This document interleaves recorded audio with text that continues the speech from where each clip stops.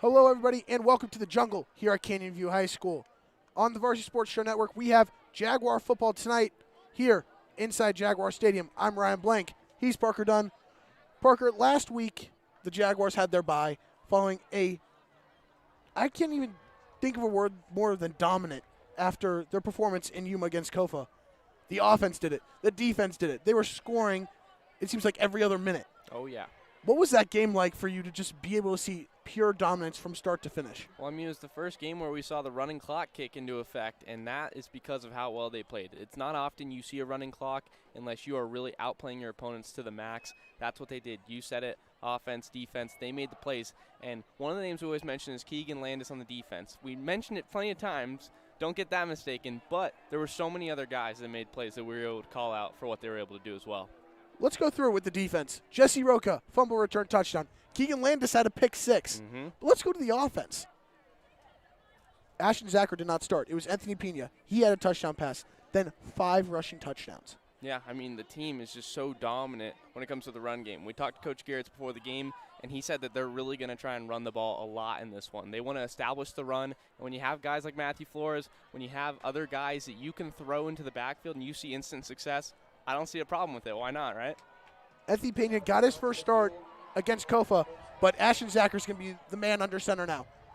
What is it like getting him back after he did miss the first series to start? It's huge. I mean, the bye came at such a good time. That was another thing with conversations we had with Coach, that he really thought the timeliness was great to get guys back, getting Zacher back, having him be in the film room every single day all week, feeling better, able to go out there and do his thing. And if, you know, what we've seen so far up until this point is any indication, should be a big night for him. Now, you mentioned injuries. They get a lot of key guys back tonight. Walker Foster. They get Jesse Ortiz, who first game of the home game of the season, he was let out on an ambulance after a tragic play. He's back. You've got Zacher, who's healthy. Jeffrey Hozel's healthy. The whole team is healthy outside of Josh Kobos, who's a starting corner. But the team is 95% healthy. What do you think that does for them as they are still on that home stretch to get into the playoffs? It does wonders because health is something that a lot of teams might take for granted. It's not a guarantee, and the fact that this team is healthy, I think it's going to allow them to click because they have all the weapons in the world that they need at their disposal, both offensively, defensively, special teams, you name it. They've got it all, and it's just such a good stretch because it's only going to get harder with the level of competition going forward after this one. So I think it's huge that they get those guys back. All right, we're going to take a quick break. When we come back, we are mere minutes away from kickoff here in the Jungle. Thank you for listening to the Varsity Sports Show. Our mission is to empower education and enable dreams, creating a platform to promote young people in extracurricular activities and community outreach. If you are interested in partnering up with the Varsity Sports Show, find us on Twitter, Facebook, Instagram, or call or text us at 480-779-9437. The Varsity Sports Show. Lose that ball as a fumble. You took it, you tucked it away, and you ran. Arizona's home for youth, high school, college, and you.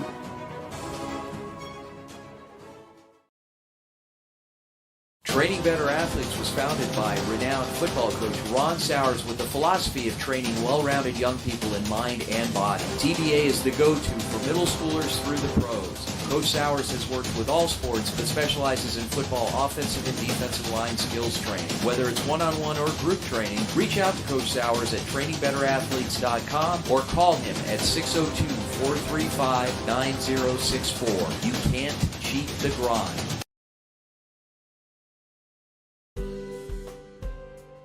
At Angel Dentistry, our focus is to provide the highest quality and comprehensive family and cosmetic dentistry care. From checkups and cleanings to advanced issues like gum disease and implants, Angel Dentistry will provide an array of dental services to meet all of your family's needs. With extensive experience in using the latest dental techniques and state-of-the-art technology, visit us online at angeldentistry.net for more information or call to schedule your appointment today.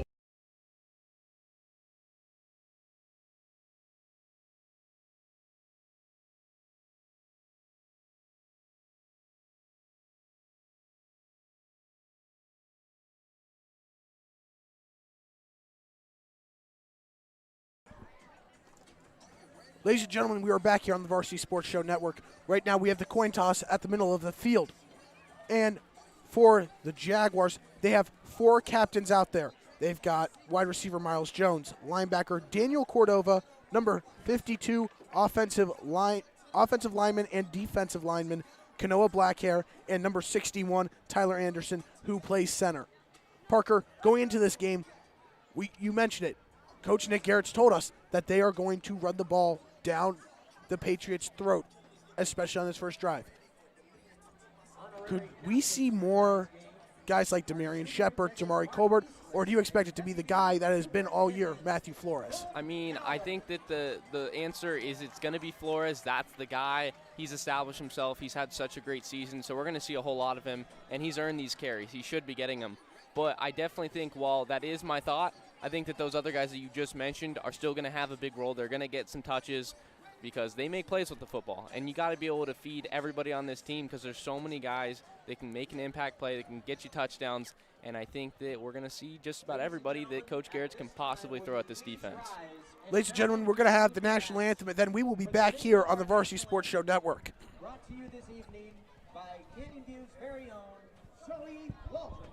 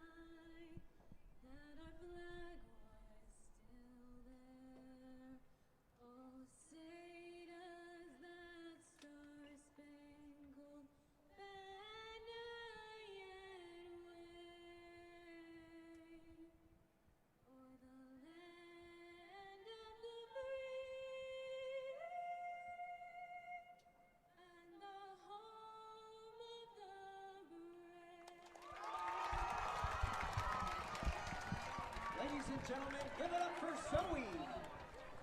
We are back here on the Varsity Sports Show Network, and kickoff is mere minutes away. Canyon View Jags, who's ready for Parker, some football? this team is healthy now. This team is getting back some key contributors. How can you see this defense get better? Because looking at it, they are second in team tackles in their region. They are first in their region in tackles for loss, and they have the third most sacks in their region. What else can this defense do? See, isn't that the question? I mean, honestly, I don't know. I like to consider myself a pretty smart guy when it comes to the game of football, but I can't really give you a good answer. I can't elaborate too much because this defense has looked so dominant week in and week out, and it's just been the strength of this team by far because there hasn't been an off night with them. So how they can elevate their performance, I guess the only thing you could say is just put up another goose egg because that's something that they've been able to do multiple times this year. 2 times this year, the first 2 times in program history, and the Jaguars are getting ready to receive the opening kickoff tonight. And back to return, Damari Colbert and Walker Foster, who returns after missing the past couple games with a knee injury. On to kickoff for the Patriots of Independence is Daniel Allegria. Short kick. It's going to be returned up the middle by number 40 of the Jaguars, and he's going to be brought down right around the 37-38 line. But on the return there, it looks like it was number 48, Jalen Otero. Yeah, Jaguars to start out with the football here, and that is something that we've seen every single week. This team starts out, and man, do they look good. They fire on all cylinders. They mix in the run game. The passing attack looks good. Let's see if it can look strong again against their opponents here as they're looking to get off to another hot start. It's first down and 10 at the 38-yard line. Ashton Zacher, who did not start the last game, is back out as a starter.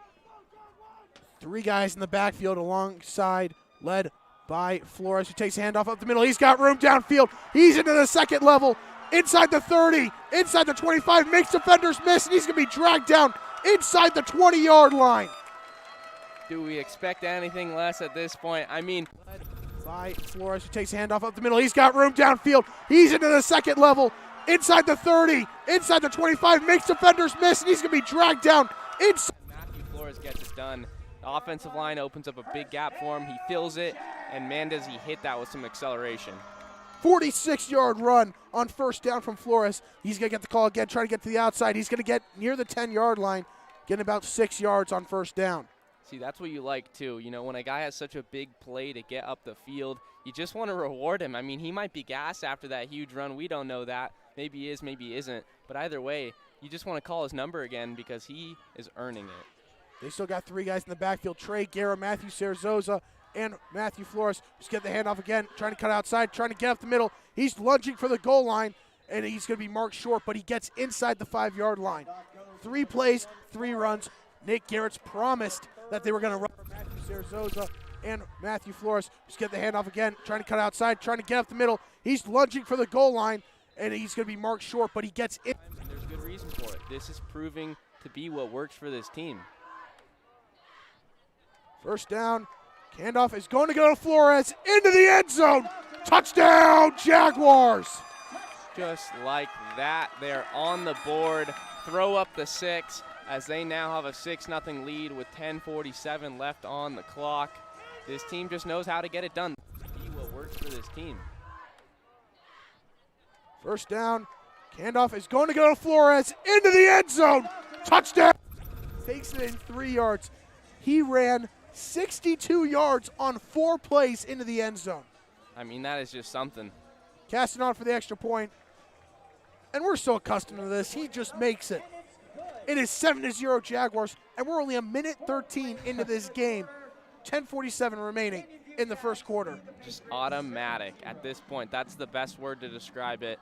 This team gets off to such hot starts. It's like, oh my gosh, you almost get a little greedy as a fan. You want them to be able to do it every single drive, which just isn't sustainable whatsoever.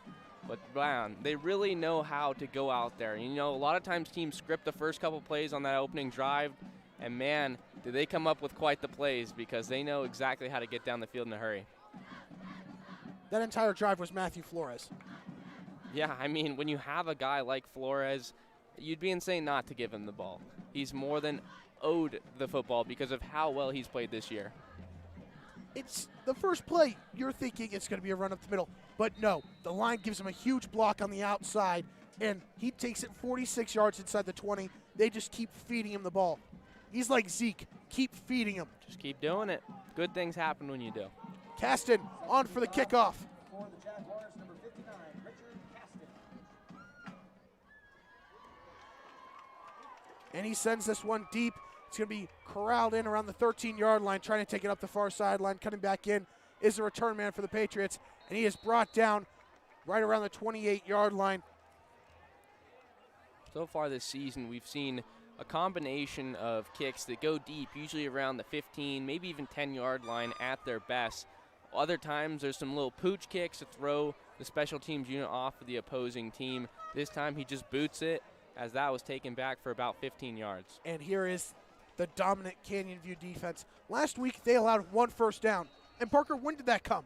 On the final play of the game. The final play. I mean, that's incredible. We were watching that all game long. That was something we had to have mentioned several times throughout the broadcast because of how spectacular that is. In at quarterback for the Patriots is Najee Wright. And he's going to draw someone off. And it looks like it's going to be offsides on the Jaguars. That is going to give 5 yards. But, you know, with this defense, really what it comes down to is probably just beating themselves. That's really the only way we could see them struggle out there on the field with how well they've been playing so far this season.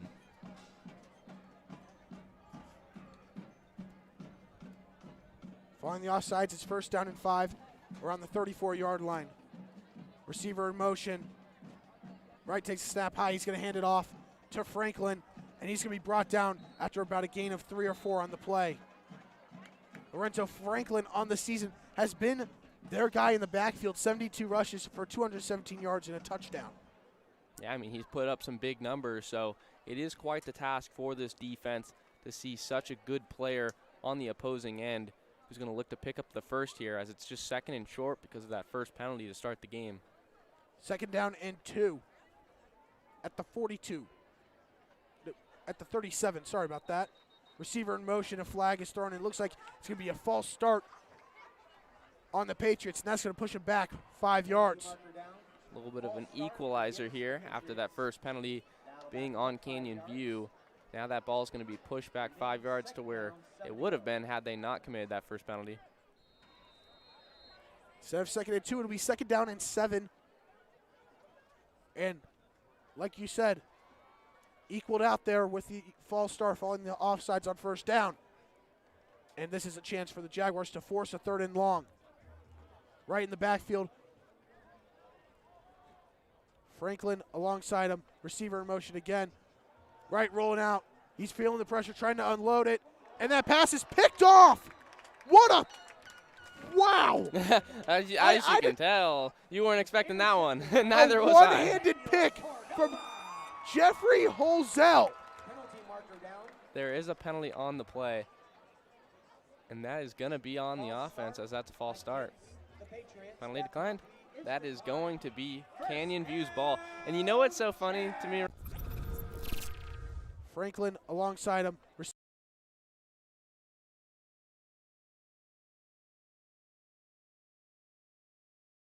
This time after seeing it, again, these expectations are so high for the defense that I really didn't react too much. Definitely not like you had. Jeffrey Holzell missed the Kofa game with a knee injury, comes back, just throws out a paw, and picks that ball off. What a play from the defensive back for the Jaguars. And now they have a great starting field position at the Patriots 40. Zacher fakes the handoff to Flores, looking downfield, field pressure. He's got someone. He's got a receiver. Ethan Jewell, that ball is caught. He's going to drag himself inside the 10 and brought down inside the 5-yard line. Oh, my goodness. Look at him charge those feet forward. I mean, that's what puts a smile on a coach's face. They always say, continue to drive your feet because that's what's going to pick up some extra yards. And, oh, my goodness, he still couldn't be brought down. It took another defender to help out there as he almost was able to get that in the end zone. Hurry up. Still 3 guys in the backfield. Handoff's going to go to Flores, trying to charge up the middle. He's got room. He's trying to lunge for the end zone. Waiting for the call. Looks like he got in, but they're going to mark him short about the half-inch line from the goal line. Yeah, there was a body part of his that looks like it was down right before he crossed that plane, but that's going to leave just inches remaining. And with this offensive line, the way they get push up front, I'd be shocked if they didn't score here. Hurry up once again. Flores is going to get the call again, runs to the outside and into the end zone. Touchdown, Jaguars. Wow, I mean, talk about 2 quick scores from this team. They give it back to him. Flores pushes it to the outside, cuts out, and gets a nice lane into the end zone. Relatively untouched there as well.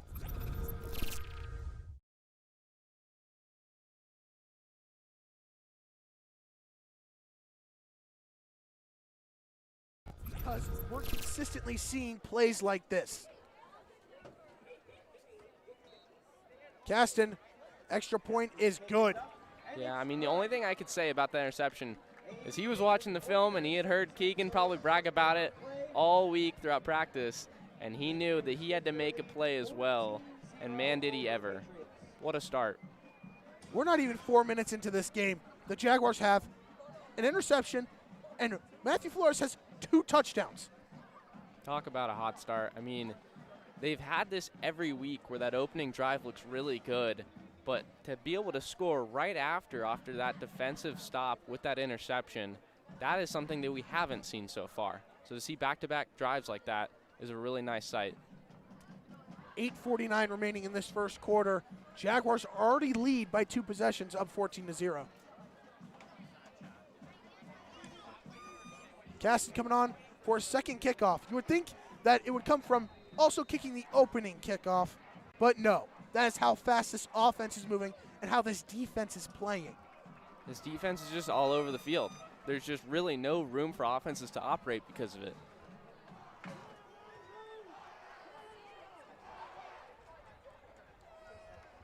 packed crowd here for the Jaguars as they return home for their final 3 games of the season. Cass's kickoff, this one a little bit shorter. Franklin's going to take it. Fumbled it at first, picks it up, trying to cut up the middle, and he's going to be hit right past the 25-yard line, and that's where Wright in the offense of the Patriots will take over. Yeah, a little bit of a shorter kick there, kind of like I had mentioned previously on that last kickoff. And this time just not able to get as many yards as that team was ready to wrap him up and not let him get any more. Good job by the special teams unit, just not giving him great field position. First down and 10 at the 27-yard line. And it looks like a player for the Patriots has been told he has to come off the field. Looks like he might be a little bit shaken up. Yeah, he could be shaken up, or they could have just miscounted how many guys were out there on the football field. Looks like somebody else is going to come and replace him. So not too sure what it was, but, you know, could have been an injury-related kind of thing. Maybe they're going to check on him on the sideline. 10 for Independence back at their own 27-yard line. And so far, you've seen a lot of Carlos Flores, one of their wide receivers, in motion.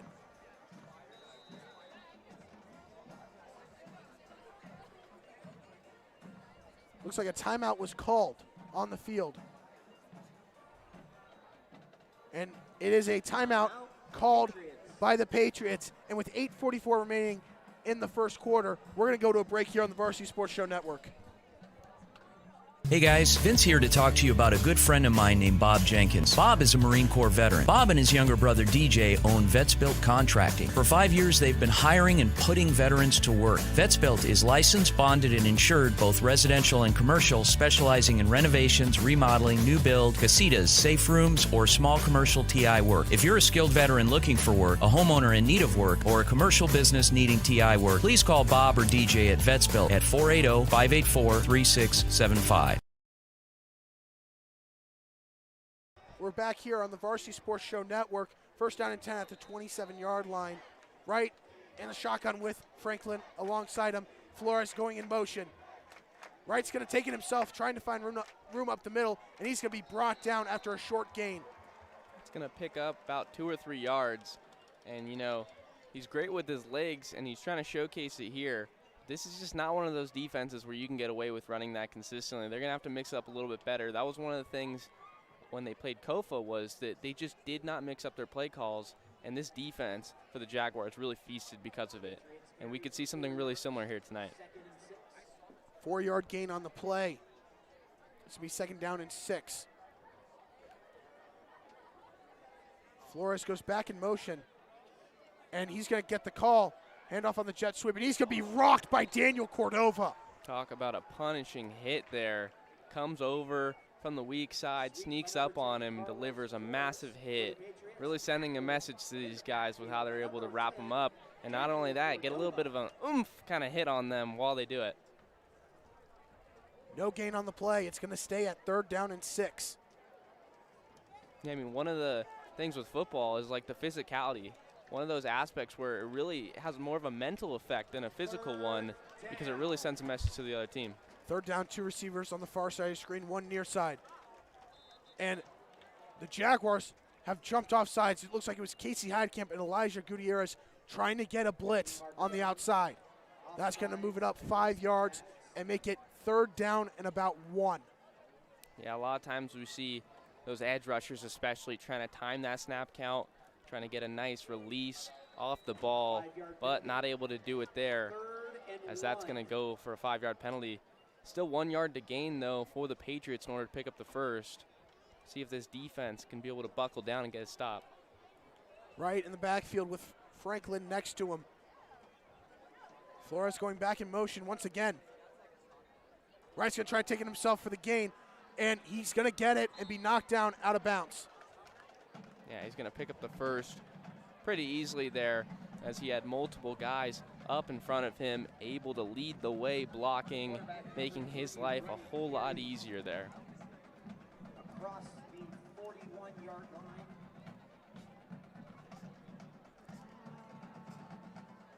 Defense looking strong. Again, they allowed the first there, but really it's just been the penalties so far. They already have 2 of them. I think that they're going to have to limit that because this is a solid offensive line that the Patriots do possess here. So they're going to have to be careful with those. First down and 10. Flores back in motion again. They're using him in motion a lot. Franklin gets the call trying to run up the middle, and he's going to be thrown down by Keegan Landis. Landis comes firing up the middle, laying the boom there. As again, these linebackers, man, they're all over the field. They're fast, and they really hit hard.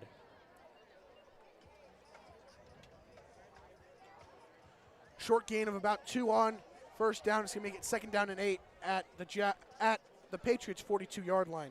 Yeah, I mean, if there's one thing that this defense for Canyon View can do is they make these offensive guys wish they played defense so that they didn't have to go up against them.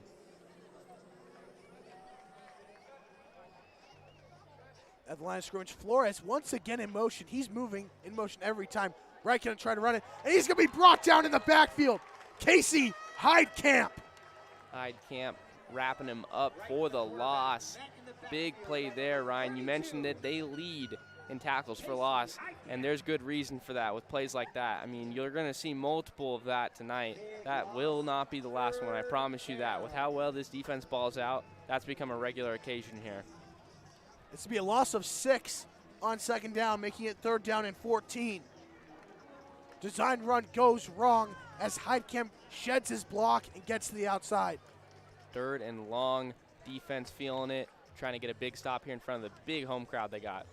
3 receivers far side. Right taking the snap, trying to roll out, looking for a receiver. Off the hands, picked off! And the Jaguars once again with another turnover. And going down the sidelines and into the end zone. Touchdown, Jaguars! And we see the confetti shooting up in the air, and the signal is touchdown. A little bit of a delay. They weren't 100% certain whether or not he stayed in bounds, but he tiptoed along the sideline en route to a huge return for a touchdown. But there is a penalty that appears to be after the play. Could be some sort of taunting, maybe a celebration, something of that sort usually in these kind of instances. And guess who? Jeffrey Holzell, 2 drives, 2 interceptions. I mean, geez, talk about trying to break some records here. I mean, a guy that already has 2 interceptions, and the first quarter is just barely halfway over. I mean, we see Trayvon Diggs in the NFL getting all these interceptions. He's going for those records, I guess, because he's just all over the field.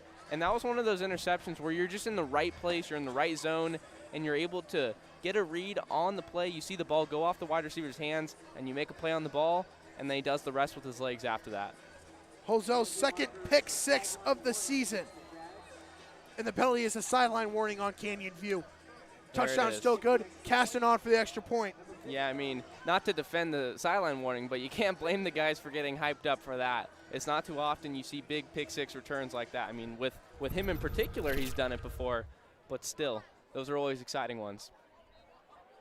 The extra point is up, and it is good. Jags lead 21-0, and we're still over 5.5 minutes remaining in the first quarter. I mean, it really just shows the bye did them well.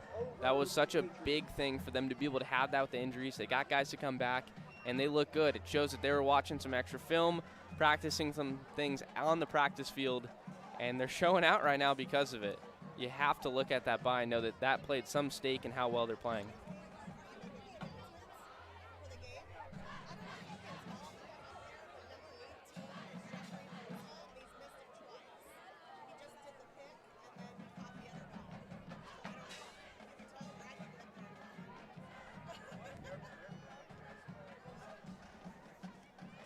Caston on for the kickoff.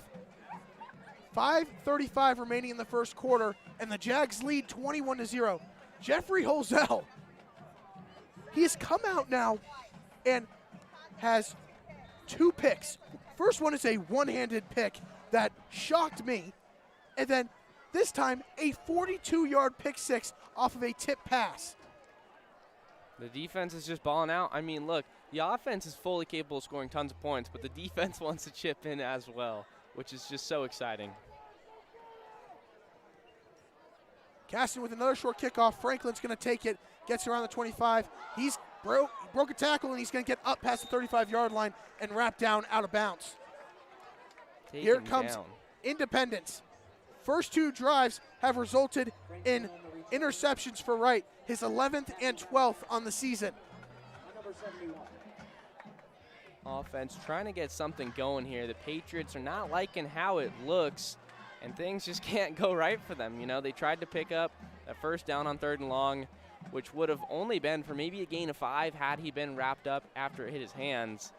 But it leads to a pick 6, and just nothing is going right for them right now. First down and 10 at the 36 for Wright in the offense.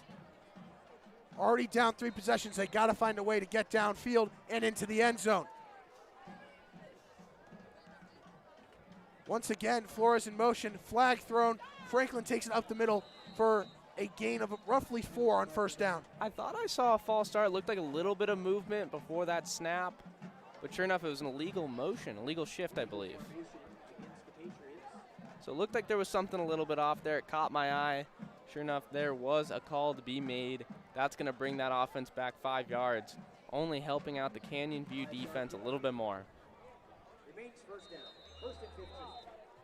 So, is there going to be a 3rd pick for Ozell? You know, based on what we're seeing so far, I don't know. The analytics might prove that might be the case. It's not something you see too often, but you can't rule it out. It's already happened twice, so why not a 3rd time? First and 15 back at the 31. Handoff is going to go to Franklin up the middle. He's going to go nowhere. Maybe a gain of 2 on the play. I definitely think that those 2 picks can really startle a quarterback. Like, it doesn't matter who you are, how confident you are in your ability. Even on that second one that really wasn't his fault, went off the receiver's hands. I think that's in the back of your mind. So we might see them try and run a little bit more than maybe they were hoping to coming into this drive.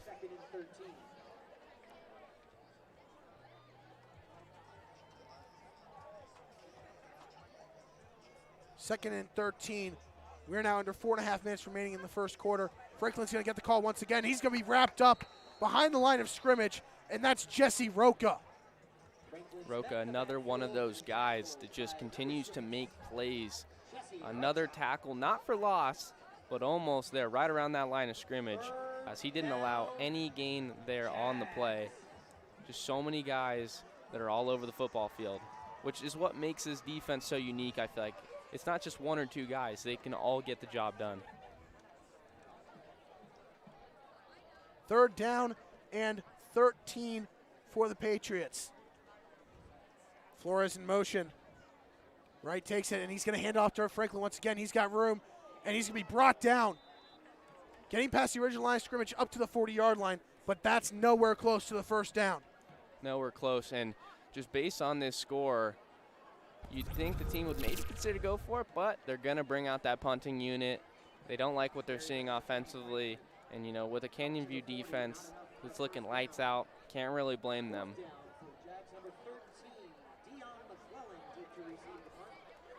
Back to receive the punt for Canyon View is Dion McClelland. On the punt is Jeremy Corral for the Patriots.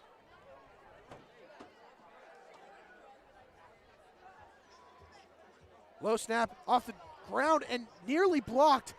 Shallow punt's going to take a big hop for Independence. Almost a disastrous play on 4th down.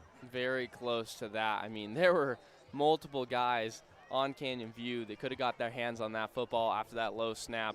Really messed up with the timing there, but still able to get the punt off was the Patriots, as the defense is going to take the field again for them and hope to have a little bit more luck, because so far the Jaguars' offense has ran all over them. 2:49 remaining in this first quarter, 21-0 Jaguars. 2 offensive drives has probably lasted a total of 3 minutes. The efficiency is off the charts. Oh, yeah, absolutely. Single coverage near side. Varvel fakes the handoff going to the outside. That's Colbert. He's got room downfield. He's going to get a first down and more. Great block from Varvel. There goes Colbert down the sideline, and nobody's going to catch him. He's going to take it into the end zone. Touchdown, Jaguars.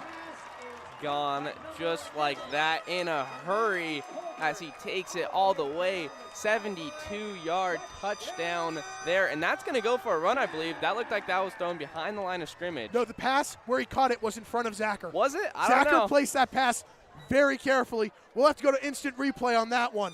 Yeah, we might just have to. It was really close. It was right around that line of scrimmage. Either way, though, a big touchdown play there, and just, oh my gosh, you see the speed the ability to beat multiple defenders to the point of attack and get on by for the touchdown. Look at this offense, Ryan. I'm speechless. 6 seconds off the clock. 6 seconds off the clock.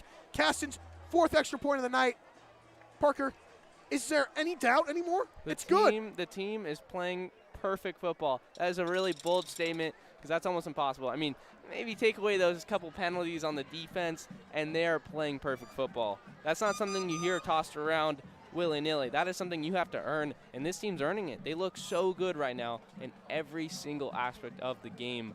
I really couldn't imagine, besides those couple penalties, playing any.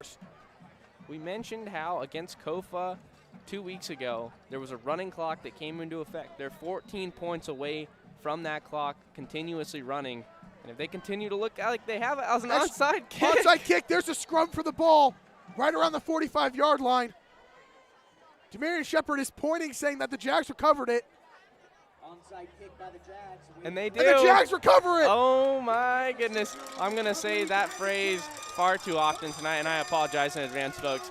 But they are just leaving me speechless. This team is just firing on all cylinders. They're even incorporating the special teams with an onside kick. I mean, you just don't see that from a team up 28-0. Usually you see teams that are in desperation mode try that stuff when they're down, especially late in football games to give themselves extra possessions. But no, they're going for the jugular. They want to continue to beat down their opponent and run up that scoreboard. First down at the 46-yard line of Independence.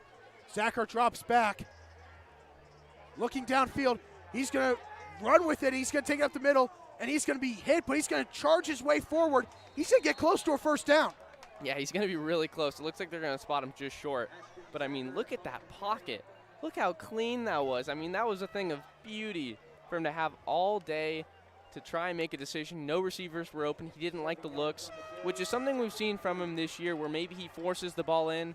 It seems like he's learning as the season progresses that, you know, just take what they're giving me. If there's a lane to run and pick up some yards, that's the best option, and he's able to do that for a big gain.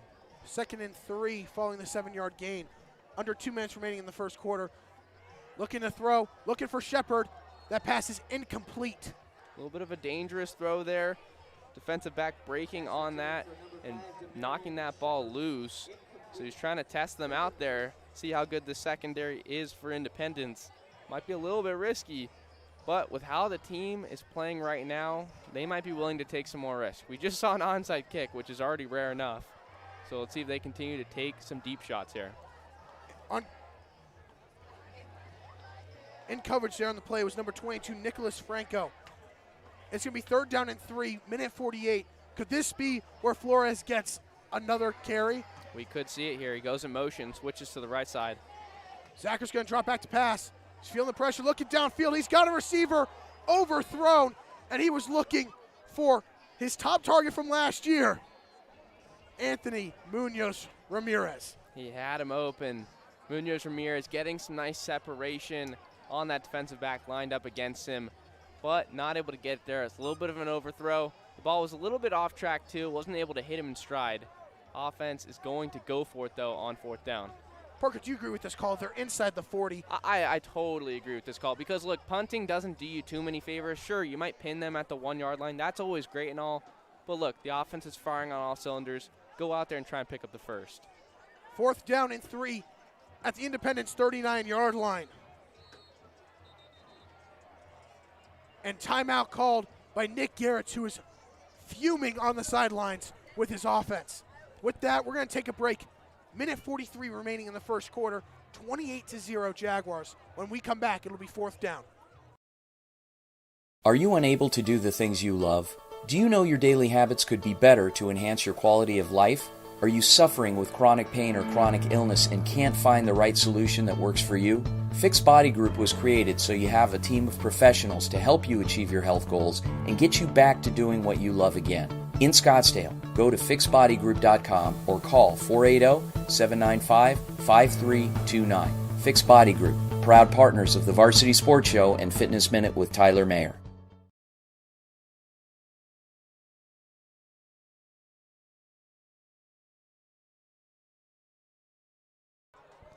We are back here on the Varsity Sports Show Network, your home of Canyon View Jaguar football. let's set the stage here. Jaguars have been dominant. Touchdowns from both the offense and defense. However, it's 4th down and 3 for Ashton Zacher on the offense inside the Patriots' 40-yard line. Zacher takes a snap, rolling out to his right. He's looking for a receiver. He's got one, and that pass is completed. And they got the first down. Just barely having enough. And that's exactly what you want to see on that play call. You want the guy to be able to catch that ball and already have enough for the first yard. And for the first down, I should say, not yard. Because this is a team where you're trying to hit the open man. They get Trey Guerra there open.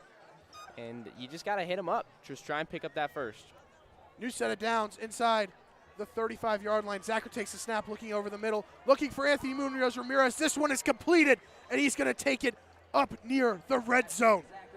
Hits him quickly on the slant, perfectly in stride too. He put it in the best spot possible for him to be able to secure that ball and still go forward and pick up some extra yardage to move those chains. That's a 15-yard gain on the completion from Zacher to Munoz Ramirez. First down on the outskirts of the red zone. Zacher takes a snap, dropping back, looking downfield, looking for Demarius Shepard in the end zone. That ball is juggled up and nearly caught by Shepard, but will fall incomplete. A little bit underthrown. Yeah, he was underthrown there. Good play to break it up by that defense. Secondary trying to hold on here. And just such a close play, though, because we saw it bounce off that defensive back's hands almost into a Canyon View player's hands, and it's just so close to think that they could have potentially scored on a play like that. Even when there wasn't the best of throws, they still almost scored. We are under a minute remaining in this first quarter. 2nd down and 10 at the 20-yard line for the Jaguars, up 28-0, looking to add on to this lead. Zacher rolling out to his right. He hands off to Flores, who shakes the defender, and he's going to body his way up towards the first down marker, and he's going to get close. Looks like about a gain of 9 on the play. Jaguars going with the draw play action there as Zacher takes that ball in that formation, fakes like he's going to throw, hands it off to Flores, who's patiently waiting for that football, makes the first guy miss when he cuts back in and able to bulldoze forward for about 8 yards. Just a good little play there to get Flores back involved, as he hasn't touched the football in quite some time now. 3rd down and 1, pistol formation. Munoz Ramirez in single coverage on the outside.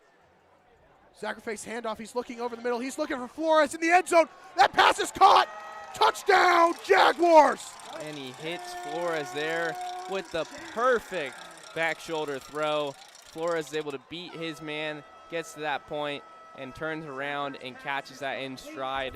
Just a nice play there by Zacher to get him the football in time and for him to just get open in that corner spot in the end zone right around that pylon to sneak on in for 6 more points. Caston once again on for the extra point. His leg might fall off by the end of this quarter. You know what? It might, Ryan. No doubt. Right up the middle and good. 35-0 Jaguars with 12 seconds remaining in this first quarter. Most dominant quarter that they have played all season long by far.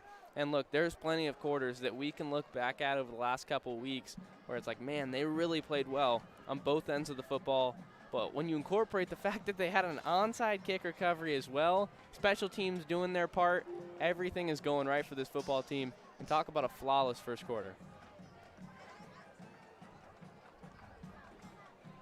Outside of the penalties, they've had 2 penalties which did give up a first down. Parker, is there anything that the Jags need to improve on throughout the rest of the course of this game? You know what, Ryan? Usually I don't say this, but no, I mean, look, if they just keep doing what they're doing, things are going to work out for them. It's that simple, and, you know, that's one of the better ways to dumb it down, per se. But, look, as long as they keep doing the right kind of stuff, they look good on defense, they get stops, and they score on offense, and maybe throw in an onside kick or 2 here and there, they're going to continue to do their thing. Casting on for another kickoff. His leg must be burning right now. They might have to give him some ice in between quarters or in between kicks because it really might fall off. This kick is going to be sent deep. Fumbled around the 17-yard line.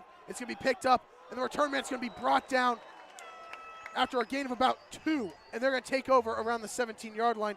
There on the return, it was wide receiver number 1, Alan Quintanilla.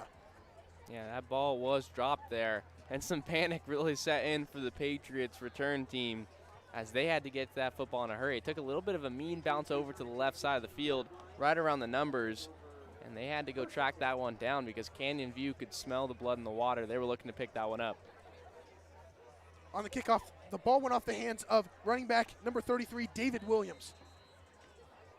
Here comes the offense for Independence. 7 seconds remaining in the first quarter, and I think they just want this first 12 minutes of the game to end. Oh, yeah, I mean, how could they not after what it's looked like so far in this game?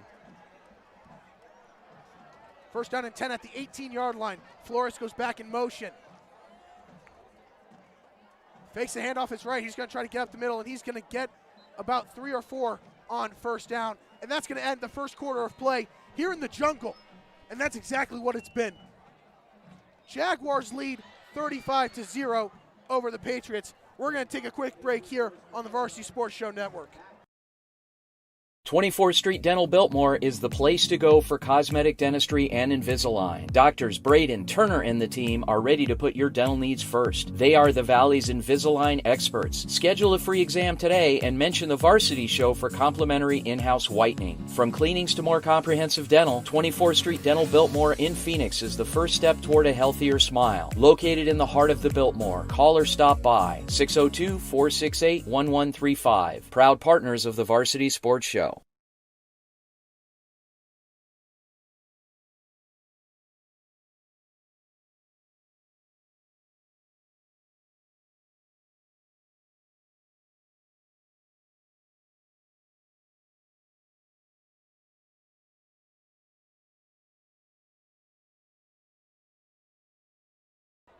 We are back here on the Varsity Sports Show Network. We're getting ready to start the second 12 minutes of play in this game, and this first quarter has been all Jaguars. Lead 35-0. The defense is getting it done. They have a touchdown. The offense is getting it done, mixing in the run and the pass. Matthew Flores has 3 touchdowns. Parker, the defense is back out on the field. It's 2nd down and 6 to start the second quarter of play. What do you want to see from them here on this one? You know what? The offense is scoring more points than them, and for Canyon View that holds himself to a high standard, that's not okay. They're going to try and go and score some points here on the defensive end. Refs blow the whistle. We are getting ready for the start of the second quarter, and referee blows his whistle. It looks like an equipment malfunction leads to a substitution for Independence before the play can commence. Now we get the other whistle. The play clock is running under 20 seconds for Independence to get the snap off.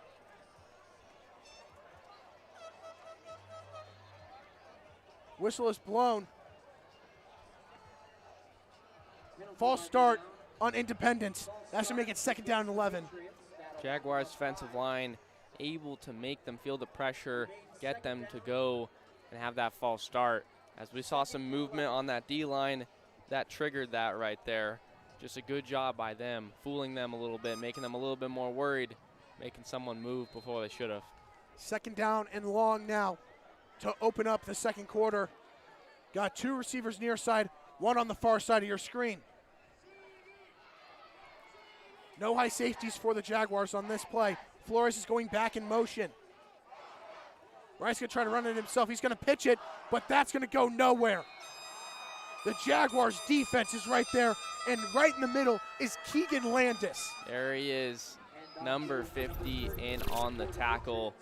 Mr. Landis continuing to do his thing, and while he might not have the stat sheet of his teammate Roselle, who's able to bring that ball back left and right for those pick sixes and just the first interception to start the game, he's able to eat up these offensive players and wrap them up for some more tackles, which, you know, by the end of tonight, I can almost guarantee you he'll have double digit.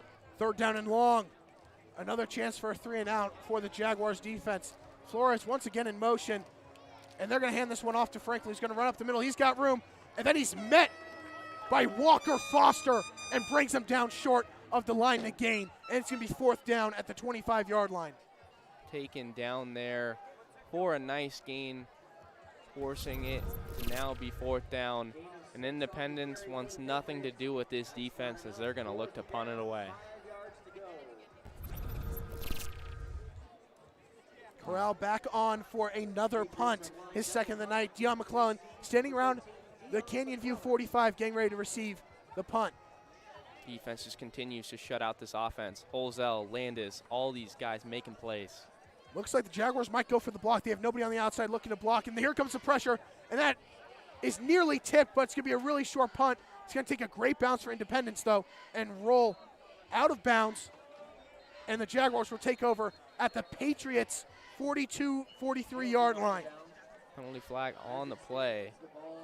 Like you mentioned, they sent the house. Full pressure there, trying to get that block. So they're sending everything their way. Waiting the call from the head official. It's holding on the Jaguars on the return. That's going to push them back to start this drive. But here comes Ashton Zacher and the offense that's been cruising so far tonight. Yeah, it's been cruise control for them so far up until this point. 10:23 left in this second quarter as the team continues to roll, everything going their way. And when you execute the way that they have, that's exactly how it should be. They look so prepared in this game. That bye could not have come at a better time. It's going to be a big penalty that's going to push them back inside their own 45 at their own 43-yard line, and that's where the Jags will take over.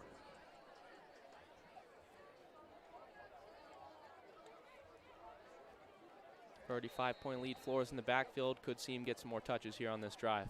2 receivers, near side, 1 far side. Colbert in motion. Fakes the handoff to Colbert. Looking for Flores. He's got it. And there goes Flores upfield. He's going to get past midfield. He's got the first down and more. He's going to bury himself into the defenders, dragging himself near the 30-yard line. But we have a flag thrown near midfield. As it stands, that's about a 27-yard gain on the completion from Zacher to Flores. Officials meeting around midfield to discuss why there was a flag thrown on the field.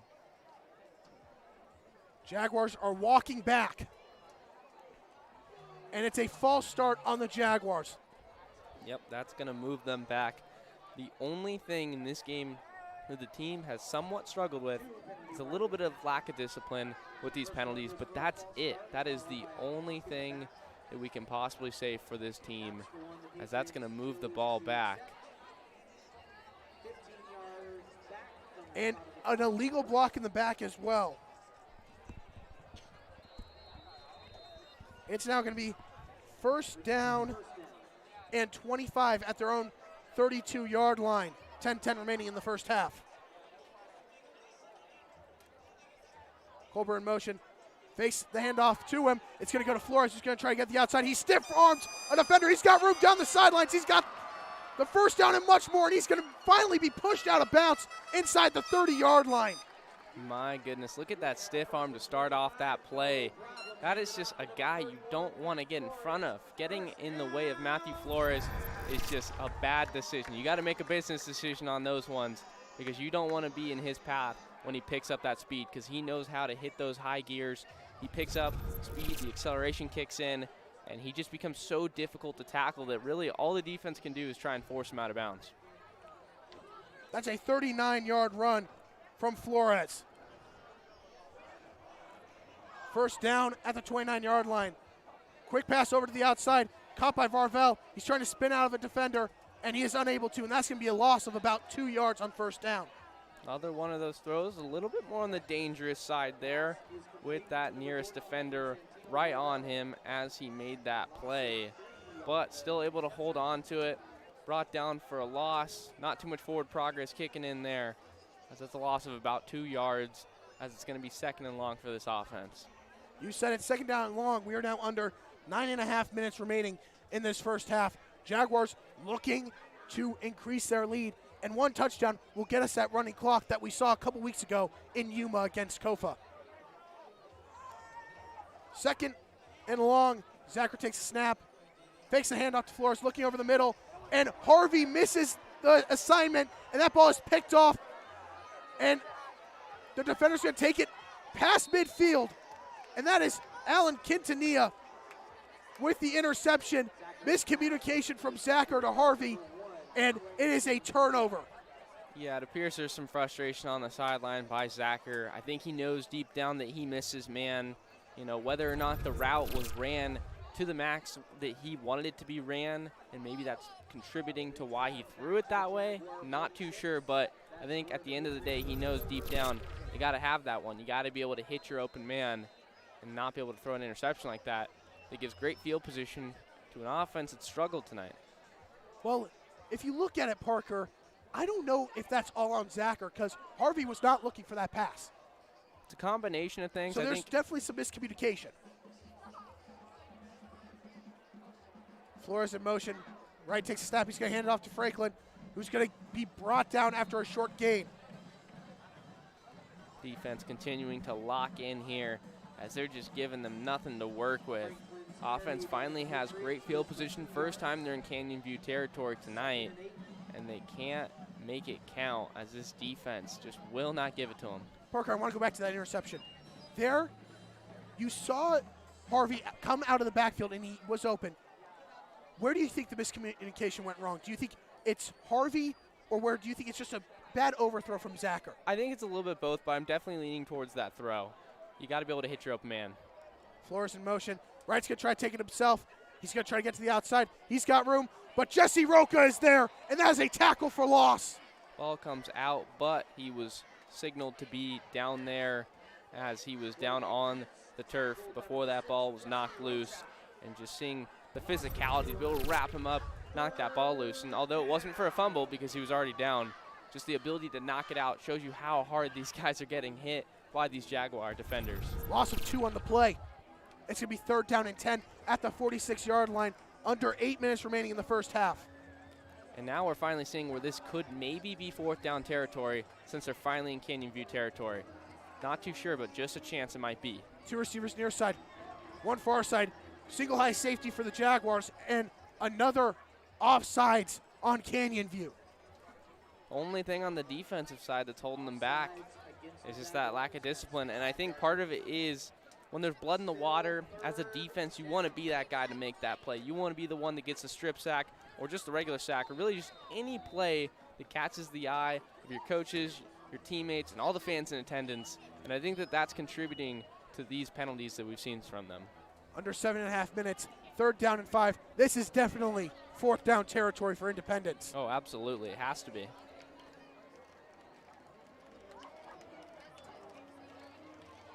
Right, looking over to the sideline. He was trying to get the Canyon View defense to jump off, and it's going to be a timeout called by Independence, their second of the half. With 7:06 remaining in the second quarter, Independence will call their second timeout. When we come back, it'll be 3rd down and 5 in Canyon View territory. Hey fans, the Arizona AIA High School Football Playoffs are coming. Trust the Varsity Sports Show team to live stream your football playoff games on NFHS. We are an NFHS trusted partner and will spotlight your favorite team better than anyone, including a team segment on Saturday's Varsity Sports Radio Show on AM 1060 KDUS Arizona. We are authorized to cover every round of the football playoffs, including championships. Call or text us to reserve your postseason broadcast and production crew. Time is running out fast. 480-779-9437. 3rd down and 5 here on the Varsity Sports Show Network, home of Jaguar football. Independence picked off Ashton Zacher and had possession inside Canyon View territory. Unable to get anything going, but with the help of an offsides on the Jags, they have 3rd down and 5 at the Canyon View 41-yard line. Parker, do you bring the house here, or do you try to see if you can contain Wright on the outsides? I think you try and contain him here. I think just based on the look that we're seeing from this defense on the field, they're going to have some guys in coverage. They're going to try and lock them up and see if that defensive line can put some pressure, because this D-line has so many good players they can get there. They don't need to bring in any extras. 3rd down and 5. Wright takes a snap. He's going to hand it off to the running back, and there's nothing there. He's going to be swallowed up, and they're going to give him forward progress for about a yard. But on the carry there, it was Williams. And it's 4th down and about 4. That's all they're going to give him there. And that's really what we've seen all night long. Canyon View's defense might give you a yard here, maybe even 2 there if you're lucky, but that's about it. The offense is staying on the field for Independence. They're going to go for it. We are approaching 6.5 minutes remaining in this first half. Looks like they're going to try to run it. Flores in motion. They're going to hand it off to him on the outside, and that's a huge tackle for loss. And the Turnover on downs. The door is shut there in emphatic fashion, as they're not going to let him pick up that first. They wrap him up for a loss of 2 yards there, and that ball is going right back into Ashton Zacker's hands. You know, that's what you like to see, because when you make an interception like he had on that last drive, you don't want to have to sit on it for so long. You don't want to have to keep hearing it from coaches or your teammates and really think about it and dwell on it more than you should. Just like that, he's able to get right back on the field and redeem that mistake. The defense continues to make plays with their back against the wall. Huge play by Cordova, and here comes Zacher and Flores and the entire offense looking to add on to their lead. Zacher takes a snap. He's going to hand it off to Flores. He's going to run up the middle. He is dragging multiple defenders all the way up near the first down marker, but he's going to be a couple yards short. It's going to be second down and short for the Jaguars offense. One of the most difficult things the opposing defense can do is wrap up Flores. He's just so good because he has that sneaky athleticism where he can be elusive, he can make quick cuts and get past guys, and then he can just run you right over if he wants to. Zone coverage here from the defense. Zacher takes a snap, dropping back, looking over the middle. He's got Shepard. He's got the first down, and he's going to take it inside the 40-yard line. That one is going to move the chains. Nice chunk play there to move that offense down the field inside of the 40, right around the 38-yard line. Flores in the backfield again. Could see him get the ball. Hurry up offense here from the Jaguars. Zacher takes a snap, looking downfield. He's feeling pressure. Rolling out to his left. He's looking to run it himself. He's got room down the sidelines. He's going to run out of bounds, take it inside the 30 and near the first down marker. What's so interesting to me is it's one of those plays where you look at it and you're just thinking, all right, Zacher, try and pick up a couple yards, make it a positive play. It's good that you didn't force anything. And not only that, but he still manages to get the first down on top of it for a play that seemed like it was only going to go for a couple. And we've got an injured player for Independence, and we're going to take a break here. 5:29 remaining in the first half. Jaguars lead 35-0, but they are inside the Independence 30-yard line. Coming this winter to the Varsity Sports Show, AIA, high school, basketball, soccer, and wrestling. Attention student athletes, parents, coaches, and administrators. We are contracted affiliates with NFHS. Tired of Pixelot? Our NFHS authorized platform can spotlight your favorite team with multi-camera and full broadcast crews. We still offer our YouTube channels as well. Single game, multi-game, and season coverage available to meet every budget, including a segment on the Varsity Sports Radio Show on AM 1060 KDUS Arizona, dedicated to your team. We can even help promote your booster businesses. Act fast. The season is right around the corner. We are back here in the jungle of Canyon View High School. First down and 10 at the 28-yard line. Pistol formation. Handoff is going to go to Flores, who's got room. He's dragging more defenders towards the first down marker, and he's going to nearly get there. He will, and he gets it up to the 15-yard line. That's a 13-yard run for a first down. Nice run there by Flores. They give him the ball, and he does the rest as he slipped through the first 2 defenders who almost had him for what would have only been a gain for about 1 or 2 yards, and then he makes the most and breaks multiple tackles on his way to that first. No huddle offense here. First down and 10 inside the red zone at the 15-yard line. 5 minutes remaining in the first half of play. Handoff is going to go back to Flores. He's going to take it up the middle, and he's going to body his way. Makes a couple defenders miss, and he's going to get about 4 or 5 on first down. Always takes multiple guys. That first guy that meets him at the point of attack is usually not going to win that matchup. So you really just have to hope, if you're that defense, that you have 2 or 3 teammates that can come help you out. Gain of 4, second down and 6. Zacher is going to roll out to his left, looking for a receiver. He's got one. It's Trey Guerra. He's going to get into the end zone. Touchdown, Jaguars! Hits him in stride as Trey is able to dive for that pylon and sneaks on in. Another touchdown there. Nice throw by Zacher to hit him in stride. That's something he's doing exceptionally well tonight. He may have had that interception on that previous drive, but man, did he bounce back in a big way there. You said it, Parker. He's bounced back from that interception, and now he has 2, maybe 3, depending on the ruling, from that long touchdown from Colbert, casting on for the extra point. It's up, and I think we all know the answer. It's good. It is good, and not only that, but that is the point that is going to allow the clock to run after this next play that is run on this kickoff return for Independence. And let's just look at the play sequence here from the last drive.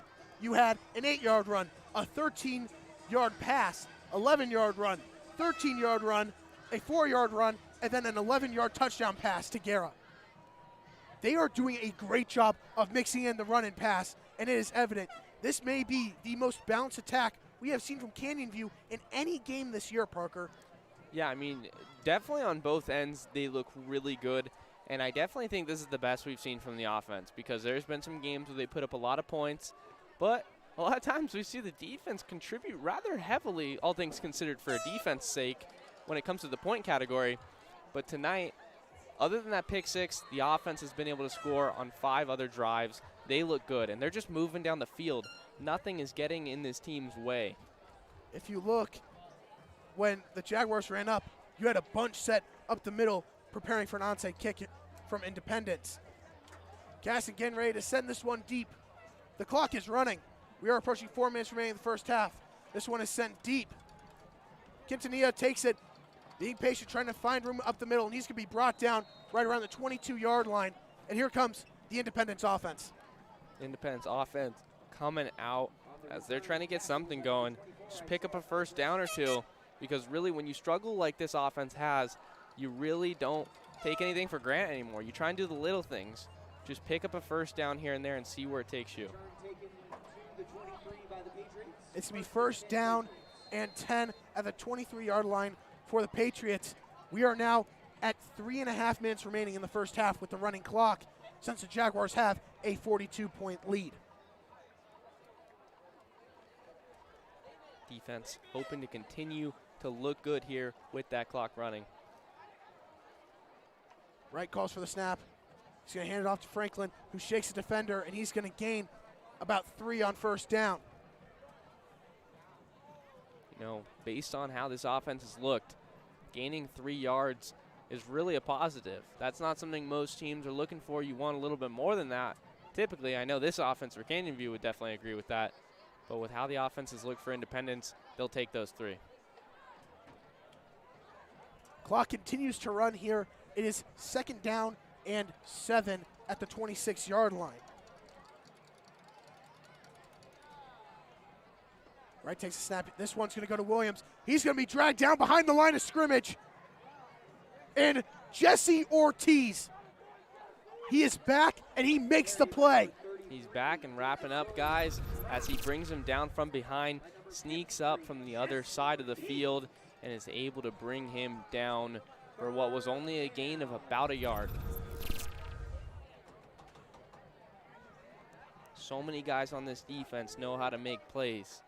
If one guy's having an off night, you know the other guys are going to back you up, and they're going to play well to make up for it.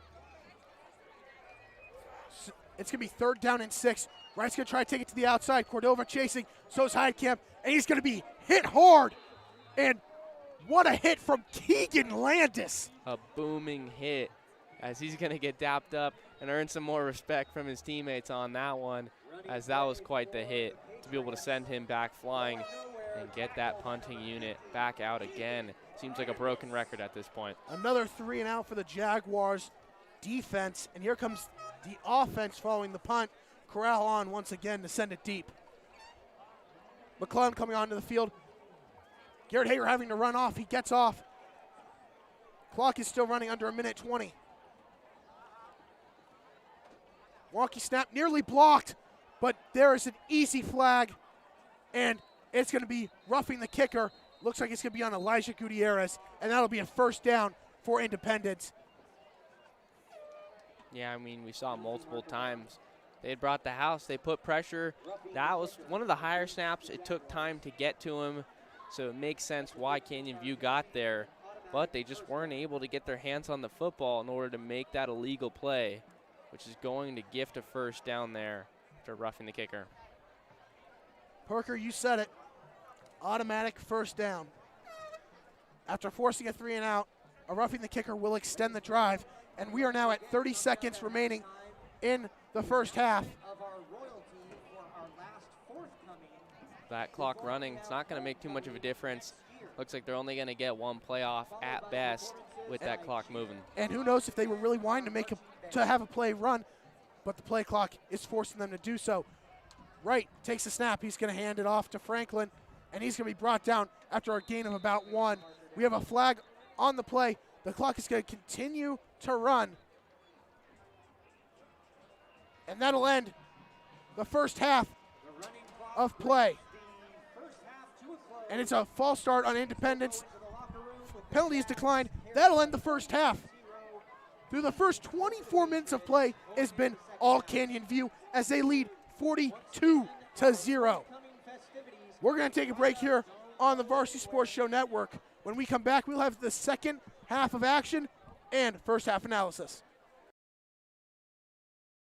Thank you for listening to the Varsity Sports Show. Our mission is to empower education and enable dreams, creating a platform to promote young people in extracurricular activities and community outreach. If you are interested in partnering up with the Varsity Sports Show, find us on Twitter, Facebook, Instagram, or call or text us at 480-779-9437. The Varsity Sports Show. Use that ball as a fumble. You took it, you tucked it away, and you ran. Arizona's home for youth, high school, college, and you. Training Better Athletes was founded by renowned football coach Ron Sowers with the philosophy of training well-rounded young people in mind and body. TBA is the go-to for middle schoolers through the pros. Coach Sowers has worked with all sports but specializes in football offensive and defensive line skills training. Whether it's one-on-one or group training, reach out to Coach Sowers at trainingbetterAthletes.com or call him at 602-435-9064. You can't cheat the grind.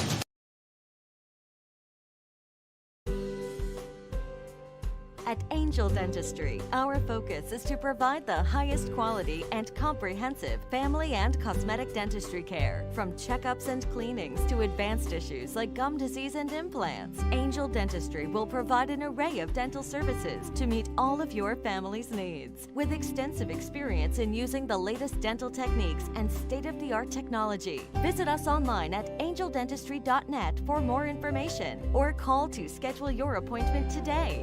Hey guys, Vince here to talk to you about a good friend of mine named Bob Jenkins. Bob is a Marine Corps veteran. Bob and his younger brother DJ own Vets Built Contracting. For 5 years, they've been hiring and putting veterans to work. Vets Built is licensed, bonded, and insured, both residential and commercial, specializing in renovations, remodeling, new build, casitas, safe rooms, or small commercial TI work. If you're a skilled veteran looking for work, a homeowner in need of work, or a commercial business needing TI work, please call Bob or DJ at Vets Built at 480-584-3675.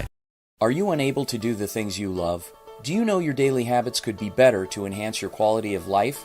Are you suffering with chronic pain or chronic illness and can't find the right solution that works for you? Fix Body Group was created so you have a team of professionals to help you achieve your health goals and get you back to doing what you love again. In Scottsdale, go to fixbodygroup.com or call 480-795-5329. Fix Body Group, proud partners of the Varsity Sports Show and Fitness Minute with Tyler Mayer. 24th Street Dental Biltmore is the place to go for cosmetic dentistry and Invisalign. Doctors Braden, Turner, and the team are ready to put your dental needs first. They are the Valley's Invisalign experts. Schedule a free exam today and mention the Varsity Show for complimentary in-house whitening. From cleanings to more comprehensive dental, 24th Street Dental Biltmore in Phoenix is the first step toward a healthier smile. Located in the heart of the Biltmore, call or stop by 602-468-1135. Proud partners of the Varsity Sports Show.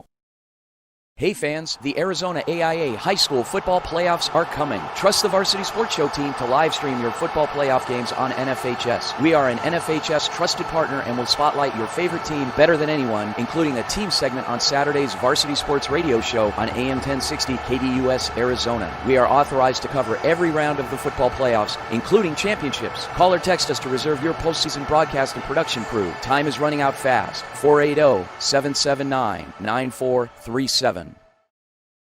Coming this winter to the Varsity Sports Show, AIA High School Basketball, Soccer, and Wrestling. Attention student athletes, parents, coaches, and administrators. We are contracted affiliates with NFHS. Tired of Pixelot? Our NFHS authorized platform can spotlight your favorite team with multi-camera and full broadcast crews. We still offer our YouTube channels as well. Single game, multi-game, and season coverage available to meet every budget, including a segment on the Varsity Sports Radio Show on AM 1060 KDUS Arizona, dedicated to your team. We can even help promote your booster businesses. Act fast, the season is right around the corner.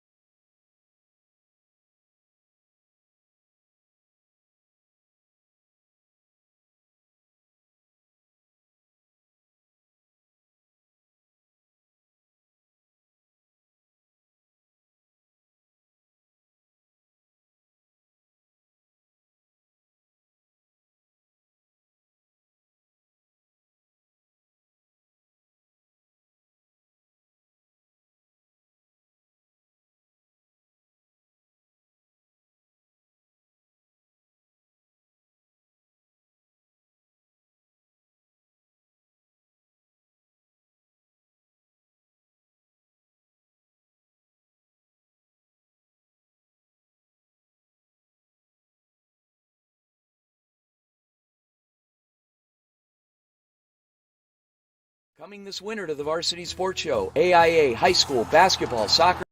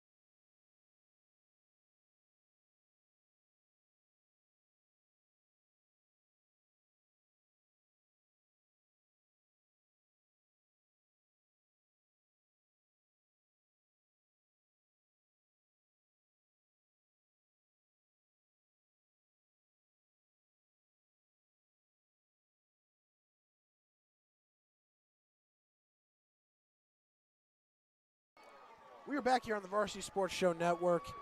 It is halftime, the final minutes of it, and the Jaguars have completely dominated and feasted on this Independence team of 42-0. Parker, I want to hear from you about the defense first. What else can we say about this defense that we haven't been saying all year long? I mean, the defense just continues to amaze us, shocked really, they didn't score here. because even when we Hurry up have once such again. high expectations Flores is going to get the for call this again, runs to the defense, in outside and particular into the end because of how zone. good they are and Touchdown, how good they've Jaguars. played, especially over the last 5 weeks. They continue to do stuff that First has our down. jaws dropping. and we've Handoff seen is it going all to go here. to Flores into Every the end single game, zone. we are traveling Touchdown, all over to watch them play. Jaguars. We're here at home for them in front of this amazing home Munoz crowd, Ramirez in single and they coverage on still the continue to outside. impress us. They find a way to do it. Sacrifice handoff. He's looking over the middle. Parker, He's I looking also for wanna ask Flores you in the about end zone. this That pass is caught. Touchdown. Great job mixing First in down the field. pass. He's and going to the get a run. first down and more. Great And- block from Varvel. There goes they had Colbert the down the mistaken sideline, interception. This and could nobody's be going to both catch him. Harvey He's going to take it into the end zone. Zucker. Touchdown, What have you Jaguars. seen From this offense that has really helped them grow into how they've played tonight. Well, you mentioned that interception, and really, other than that, this is the best the offense has looked all season long. They're firing on all cylinders. That's something we keep saying because they really are. The passing game, there's guys open. Zacker's been hitting them up in stride. He's making their lives a whole lot easier since they don't have to adjust to the football. And then sure enough, the run game with Matthew Flores has been spectacular. So this offense really, to me, looks the most consistent we've seen from them. If they can continue to do this, they're going to be really hard to beat. And fog has blown into the air here in the jungle before the start of the second half. Yeah, that's it's a little bit difficult to see the field now. It's a little interesting with the lights shining down on it, as the home crowd and the student section is really just amped up for this game. They've always had the confetti when they score. Now they have some other stuff that they're looking to spice things up with. But yeah, making things a little more difficult on our end though to be able to see these players on the field. Players are still warming up before the start of the second half. Parker, going into the second half, what do you expect to see from Canyon View? What I expect to see is a football team that continues to go out there and dominate on both ends. The defense is going to continue to get stops. I think that they have a really legitimate chance to shut out Independence because there is going to be a running clock right from the get-go. So it's going to give less possible possessions for Independence and for that Patriots offense to be able to score. So I expect the defense to be shut down, and I expect the offense to continue to push the envelope. They're going to still give Flores the ball. He's going to eat up those defenders of the Patriots, and I expect to see Zacher still slinging around a little bit. We could also see Pena come in as well. When you look at this team, how long do you think you're going to see the starters on defense? I know you mentioned how we might not see Ashton Zacher throughout the entire second half. What about the defense? Do you think Nick Garrett's could go to the second unit? Yeah, I definitely think that he will. We're going to see some new faces again like we did when they took on Kofa over in Yuma 2 weeks ago. I expect that we're going to be able to have that opportunity again today because of how well these starters have played. They're really going to set the foundation and allow those guys to go in, which is going to be awesome to see. Second half is coming up. The Jaguars will kick off after receiving the opening kick.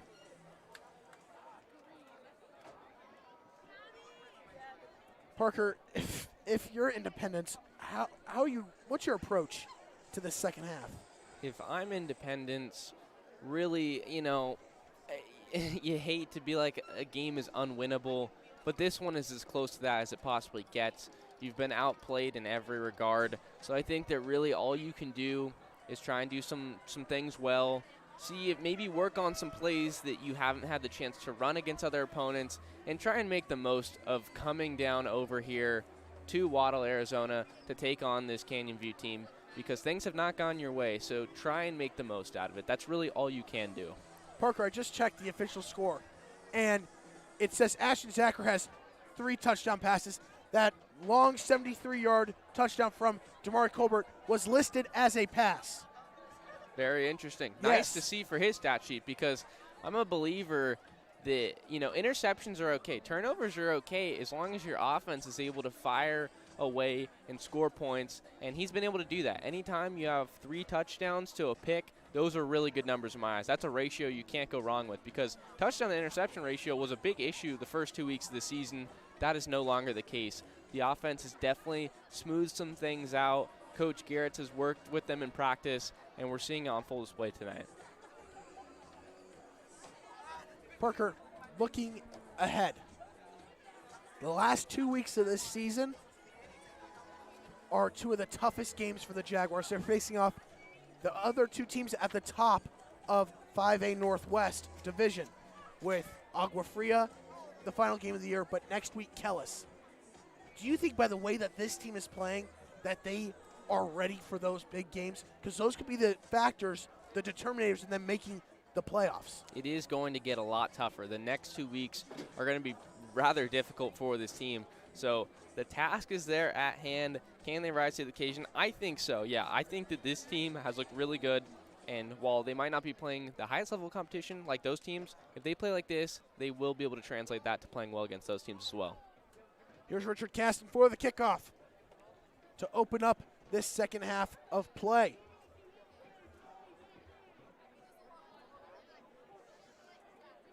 And we are off. Short kick. Going to be hauled in around the 25-yard line. It's fumbled out of bounds. And it looks like the Patriots are going to take over around the 27-yard line. Yeah, Patriots offense coming out onto the field, trying to get something going here. But that's the beauty with this defense. Even when they have a huge lead, we'll typically see a lot of teams kind of take their foot off the gas, maybe kind of lean back in the seat a little bit per se, and just not really go full throttle. But that's not what this team does. This team goes out there and continues to punish offenses, because there's nothing they like to do more than that, regardless of what the score is. First down and 10. Clock is running. Handoff is going to go to Franklin, and he's going to be wrapped up for a gain of nothing. It's going to be second down and long. And Parker, this is going to be a quick second half unless you see the Patriots get into the end zone to get the lead under 42. Yeah, that's what it's going to have to come down to. That's really the only thing preventing this game from being over in the next half hour, is if they're able to score and to be able to get that down. But as of right now, kind of like that Kofa game, they could kind of just hold on to this lead for the remainder of the game. Handoff goes back to Franklin, trying to get up the middle. He's got some room, and he's going to be brought down right around the first down marker. Generous spot, yeah, but he's more going to than be generous short. there. I got to say, that should have been 2 or 3 yards back of where it looks like that official spotting it. Sure enough, though, it's going to give, oh, they're going to give him the first. Wow, I mean. That is a very generous spot. Might as well give him a fruit basket, too, while they're at it, because that was quite the gift. I mean, I don't know. They're able to get the first down there, but looking at the other end of it, this is a chance for Independence to be able to find some momentum from that, feel a little bit better about how the offense looks after picking up the first, and see what they can do on this next play. Right takes a snap. It's going to go right back to Franklin. He's going to get a short gain, getting up near the 40-yard line. Gain of 2 yards here. Common theme in this one has just been short little plays. They haven't been able to get too much outside of that. There's only been a couple I can think of where they've gotten more than 5 yards. Casey Heidkamp coming off a little shaken up. Here comes Jesse Roca onto the field. Clock stopped for that one, as the officials are going to have to give the signal and blow the whistle for that clock to keep on rolling. Second down and 8 at the 40-yard line. The clock is now running as we are quickly approaching 9.5 minutes remaining in the third quarter. Wright takes a snap. He's going to hand off to Franklin once again, and he's going to be dragged down after another short gain. But another generous spot from the far side official. I don't know what's going on, to be honest. I don't understand with the officiating all of a sudden. You know, that's a weird one, too, because that's not his call to make. That's the other official's call. Because you see the other official is a good yard behind the far side. So there's definitely something going on there miscommunication-wise. It looks like they've actually moved the spot back. It is third down and about 6. Right, dropping back to pass. having to roll out to his left. He's feeling pressure from Ethan Jewell, and he's going to have to throw it away. But a flag is thrown in the backfield. My initial thought was intentional grounding, but that could have been on the defense there. If that was a late hit, he did end up on the turf. I don't know if you can call that a late hit with momentum. I mean, I personally don't think so. He laid his hand on him. Yep. He laid his hand on him when he was throwing it, so it's intentional grounding. Loss of down, 4th down, and about 16, maybe even longer than that. I think that's the right call, because that's how I viewed it. I just saw it with a quarterback on the ground these days. You just kind of assume when you see that yellow flag that it's on the defense. That's just how the game is moving towards nowadays. But that wasn't the case, though, as that was intentional grounding. Didn't get out of the pocket. He felt the pressure, and he threw it away and couldn't get it past the line of scrimmage. Another 3-and-out forced by this Jaguar defense. Do you think they'll stop sending the house after that roughing the kicker on that last punt? I don't think so. Actually, no, just like that, they proved me wrong. They didn't. You know, with Canyon View, they're such an aggressive team, so you just wouldn't expect that, but they didn't. Short punt. McClellan Fields around the midfield, and he's going to take it just inside Independence territory, and here comes the Canyon View offense. Because it's that aggressiveness of Canyon View that the fans love, to be able to see that this team continues to go 110% out there. That wasn't the case on that one, and I feel like I do like that decision, though. You know, you got to learn from your mistakes at the end of the day. You sent the house. There wasn't discipline. You gave him a first. You're up big, running clock, you name it. You don't need to do that. Just let your offense get the ball back. Zachers back out on the field with Matthew Flores. Colburn in motion. And a penalty marker is thrown, and it's going to be a false start on the Jaguars. Move it back 5 yards. Penalty on the play, yep. False start, but that clock's going to keep on rolling right around at 6:50. That's been one of the only things that you can possibly point to besides that one turnover. It's just the fact that there has been some penalties. They've definitely gotten much better as the season's progressed, but you would like to see them kind of limit those regardless of what the score is. You know, it doesn't matter if you're up big or if you're down big or if it's a close game. Can't afford to have those penalties. 1st down and 15 back inside their own territory. The pitch is going to go to Flores. He's trying to get to the outside. He's got room up the sideline, and he's going to bully his way through a defender and trucks him before going out of bounds. That got quite the reaction from the crowd, and deservingly so. What a punishing hit there. I mean, we've said it countless times. That is not a guy that you want to get in front of when he has some momentum. The defender who was the victim of that vicious truck was Michael Walker. And that's a 10-yard run from Flores, setting up 2nd down and 5. So difficult to bring down once he gets going. Colburn in motion. Zacher fakes handoff to Colburn, looking downfield. He's got a receiver. It's Farvell. Caught inside the 20. Taken into the end zone. Touchdown, Jaguars. Bang, bang, just like that. Hits him up for the touchdown. And that's another one of those great throws on display there. Put it in the perfect spot. And really, it's what makes that interception earlier so crazy in the 2nd quarter, because Zacher's having quite the game. He's been unbelievably precise with these throws. He's getting guys in stride, and he's making their job so much easier, because as a receiver, as one that used to play it back in high school myself, that is making your life easier when you can get it and you keep your momentum forward, because a lot of times, depending on the accuracy of the quarterback, it really slows down a receiver if it's not put right where they want it. Sure enough, Zacher's doing that. Cast on for the extra point. And no doubt, once again, it is good. Jags lead 49-0 with under 5 minutes remaining, and the clock is rolling.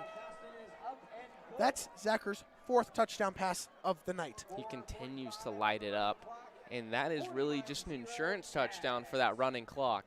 Not for the game, of course. They've got plenty of insurance points that have happened throughout the course of the game, but that is going to mean that if there is a touchdown scored by Independence in their offense, that is going to keep the clock running either way.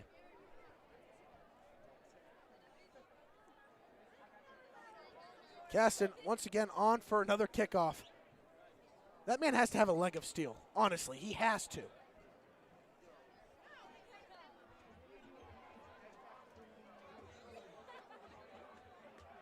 Set to receive for the Patriots, number 1, Alan Quintanilla. And with that 42-yard touchdown pass from Ashton Zacher is a career-high passing touchdowns in a single game for him. With how he's playing, that comes as no surprise. It's been quite the game for him. He had 3 in 2 games last year, but now he eclipsed that with 4 tonight. Caston sends this one deep. Quintanilla is right there, fields it around the 15, bobbles it, but gets it back. He's going to be brought down right around the 25-yard line. There on the tackle, it was Jesse Roca. Yeah, another bobble. We've seen that a lot from Independence tonight. The return man, I don't know if they just have the jitters or whatever it could be, but they're not able to secure it initially. It's definitely a cause for concern if you're the coaching staff on that other side. Patriots return the ball to the 25-yard line. They'll take over 1st and 10. First down at 25 with just over 4 minutes remaining in this third quarter. The clock is running. 49-point lead for Canyon View, but their defense, I trust you, does not plan on slowing down anytime soon. Right calls for the snap. He's going to hand it off to Franklin, and he's going to be met. Looks like that is right at the line of scrimmage. Maybe gets a yard. I would say they backed up my word right there. That defense, they get there so quickly. And it's not just one guy. It's always multiple. They work in a pack because even if the first guy can't wrap him up, bring him down, you know the second, third, and even the fourth guy is going to be able to do it. Yeah, because look at who they have. Landis, Heidkamp, Roca, Cordova. They have so many guys that play those impact roles and get heavy snap counts because of what they do.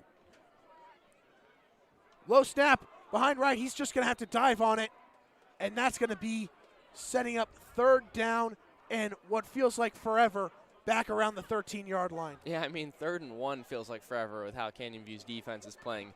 But this is actually forever. This is so far. This is going to be 3rd and about 22, maybe trying to eyeball it, not too sure. But 3rd and 20-plus yards, they're going to have to go. And that is just a tall task that you can't ask out of your offense. It was definitely the right play there. Just jump on the football. Don't try and pick it up. That's always the worst thing you can see from a guy. Typically doesn't go well. But a lot of yards left to go here. Loss of 13 on the play. 3rd down and 22. Right, dropping back to pass. He's trying to look downfield, feeling pressure. He fumbles it, he picks it up, but he's going to be sacked. Brought down behind the line of scrimmage. Continues to move that football backwards for 4th and even more forever. I can't even think of a term for it because of how far backed up they are. David Cruz gets in there for the sack, his first of the season. And here comes the punt unit for Independence. Known there. Able to make that play, knock the ball loose. Ball security has been a little bit of a concern for Independence tonight. While it hasn't led to any actual turnovers with the exception to the interceptions that were thrown, they've been able to not really hold on to the ball because it keeps getting popped loose or they keep muffing it, but they do jump on it, able to get it there. Is going to punt deep in his own end zone. No return man back for the Jaguars. Flag is thrown. Looks like it's a delay of game on Independence. That's going to move them back 5 more yards to the 9. The scoreboard has not even adjusted to the yardage left to go because of how far backed up they are right now. We're under 1:20 remaining in this third quarter due to the running clock. Corral is now at the back of his own end zone. He's got to be careful. Calls for the snap, gets it off, and that is a solid punt that's going to take a bounce for Canyon View, and that ball's going to be down at the 34-yard line of Independence, and here comes the offense. The question is Ashton Zacher coming back out? Is the question. I think he's going to. Tough to say. I'm trying to look for number 4 out there. I can't spot him at the moment. I cannot spot number 4 or number 8 at this time. Oh, there he is. And Zacher looks to be done. His helmet is off. And here comes Anthony Pena. That's going to do it. Zacher's night is going to come to an end. And, wow, what a night from him. He looks so sharp all night long.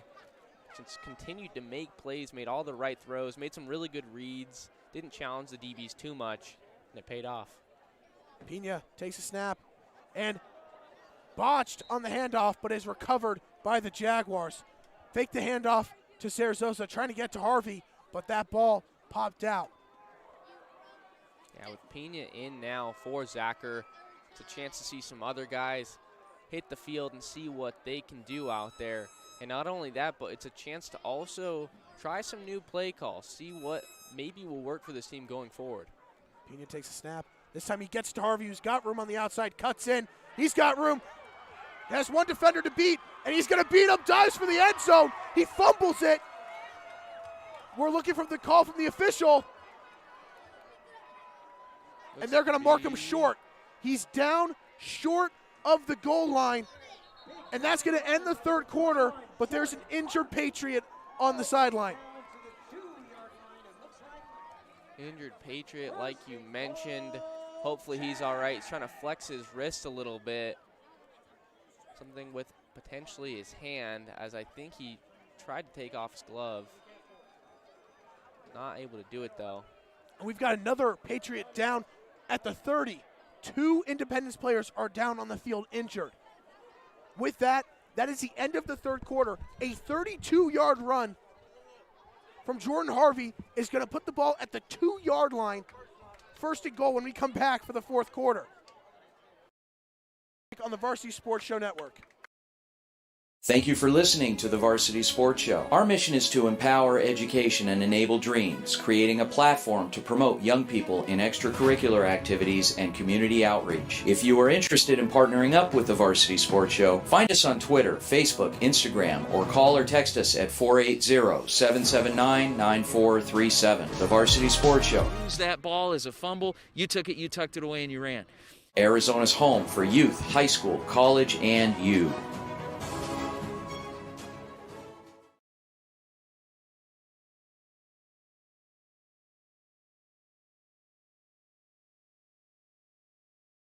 We are back here on the Varsity Sports Show Network. Ladies and gentlemen, I want to give an update real quick to the World Series as the Braves shut out the Astros to take a 2-1 series lead. Right now, one injured Patriot is walking off the field. That is Lorenzo Franklin. We still have one player down on the field around the 30-yard line for Independence.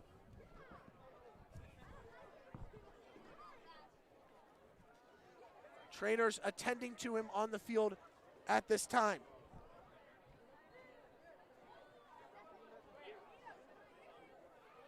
Going back to that run from Harvey. He got the end around and found room on the outside, cut back in. He had one guy to beat, and as he tried to cut to the outside, he was brought down. And when he went down, the ball came loose in the end zone, marked him down at the 2-yard line, and that is where we are now. First down and goal at the 2-yard line for the Jaguars. The other injured Patriot, Michael Walker, is walking off on his own power. And we are moments away from the start of the fourth quarter.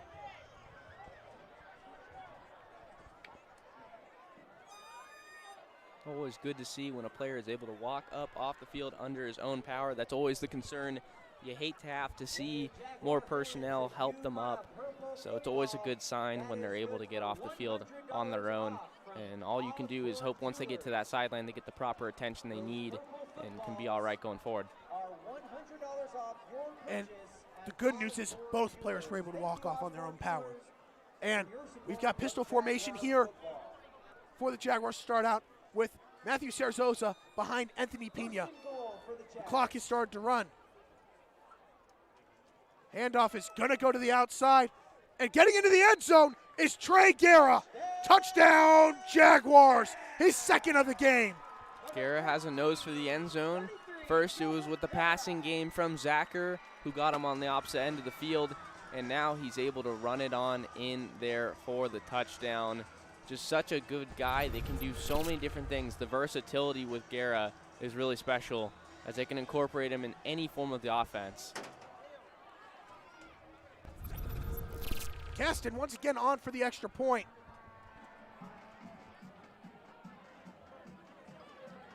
I think everyone knows the answer, but I am obliged to say it. It's good. 56-0 with 11:13 remaining in this game. Parker, you want to know something crazy? What's that? That is Trey Guerra's first rushing touchdown of the season.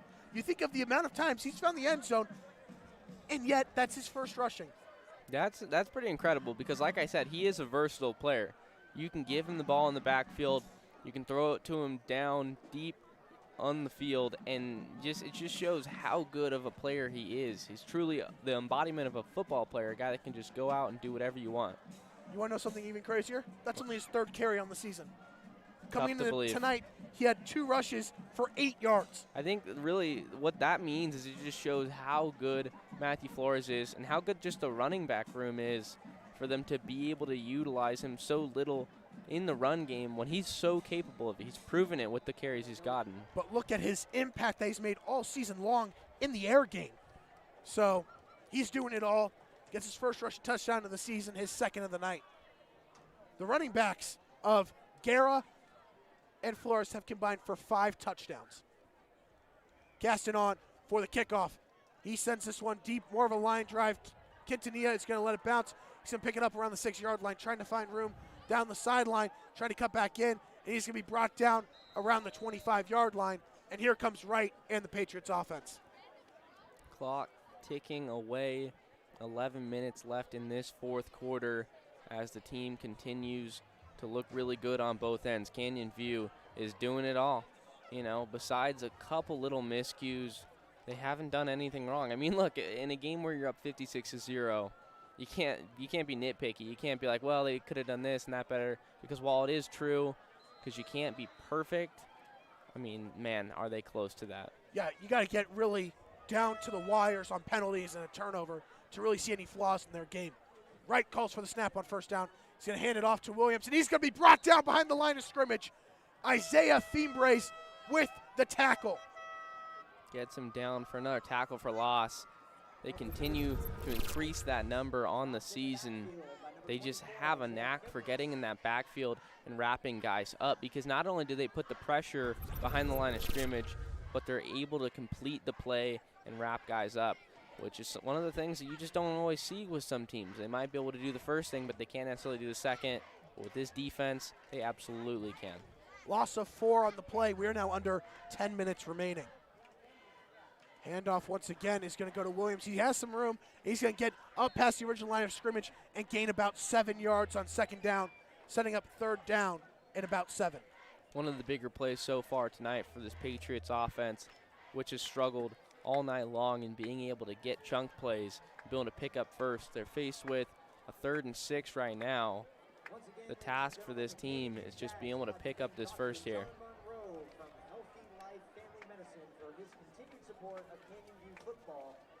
Right. Trying to get Canyon View to jump off once again, but now he's looking to the sideline for an audible. 10 seconds left on the play clock. That has been one of the few things that has worked out well for them tonight. Takes a snap, bobbles it, it's on the ground. He's going to have to jump on it, but there's a scrub for the ball once again. Looks like he's able to get on top of it, and he is. That'll be their ball, but not for much longer, as they're going to probably punt this ball away. I stand corrected. Offense looks like they're going to stay out there. And you know what? I like this because, look, you're down huge. You're not coming back in this one. So at the very least, try and run a play, see if you can get it first, because really there's nothing to lose here. Loss of 5 on the play, 4th down and 12. Nothing to lose here, I should say, besides, you know, maybe actually losing yards. Wright steps back, and he's just going to send it deep. Punt of his own, and he's going to get a friendly bounce that's going to take it down inside the 40, and it's going to be down at the Canyon View 38-yard line. Another 3-and-out forced by the Jaguars defense. While the offense wasn't out there to try and pick up the first, they did give Canyon View a different look, and they practice a drill for when they might want to be able to sneak in a punt against an opponent down the road. So, you know, it's better than nothing, I guess, right? A little bit of trickery there, giving the defense a different look to see, hey, we're going to go for it, and then actually just decide not to, send it deep. 8:06 remaining in this game. Pena's back out there. Demarion Shepard is now in the backfield. Patriots stacking the box heavily. Shepard's going to get the carry. He's going to try to cut inside. He's got room. He's going to get the 1st down, and he's going to take it inside Patriots territory. Shepard is just so shifty. I mean, rolls off the tongue, right? Shepard being shifty because he is so quick. His cuts are so crisp. They're so precise that he makes guys miss. And when he kicks into that second gear, good luck getting him because he's one of the fastest guys on the field. That's a run for about 14 yards, and it is now first down and 10 at the 48-yard line of Independence. I will say, I think that he could maybe have a bigger role going forward in this offense, especially as the ball carrier, because while we praise Flores all the time, and deservingly so, I think he could be that good change of pace back that maybe we see more regularly. Shepard has had his big games before. Harvey takes the handoff on end around. He's got room down the sideline. He's got the first down, and he takes it up near inside the 35-yard line. But a flag has been thrown near the original line of scrimmage. Clock will keep on running as the officials are going to discuss this one. It is holding on the Jaguars. That one is going to move that ball back. That gain is no longer going to stand. That ball is going to be brought back into Canyon View territory. As I was saying, Parker, you've seen Harvey have his big game. It was against Shadow Ridge, second game of the year, had 2 receiving touchdowns. But since then, you haven't really seen much from him. They could look to get him more involved. Yeah, I think that's what we're seeing near the end of these blowout victories is that he's getting his touches, and he makes them count. So I would really like to see him more often when it's closer scores. First down 17 back at their own 45-yard line.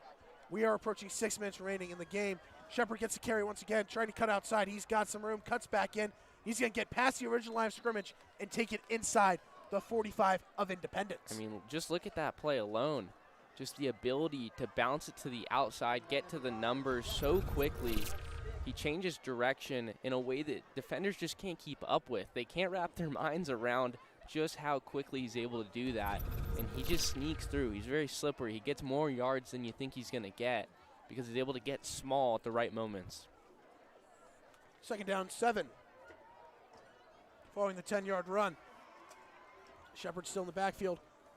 This time it's going to go to Guerra on an end around. He's got room. He's got the first down and more. Trying to get to the outside. He's making defenders miss. He's got room to the outside. Is anyone going to catch him? No, they're not. Into the end zone. Touchdown, Jaguars. Just look at that play. There's Guerra again. And you know what, Ryan? You mentioned the fact that he hadn't been in the backfield, being handed off that ball too often. And just like that, he has 2 rushing touchdowns tonight. But that one's so different than that first one because that one he really had to earn it there. He bounced out to the numbers and just that speed, that dead-end speed. There's so many speedsters on this team that we see on plays like this where they really showcase that ability to beat defenders, get on past them, in for a huge touchdown run. Both running backs tonight have 3 touchdowns.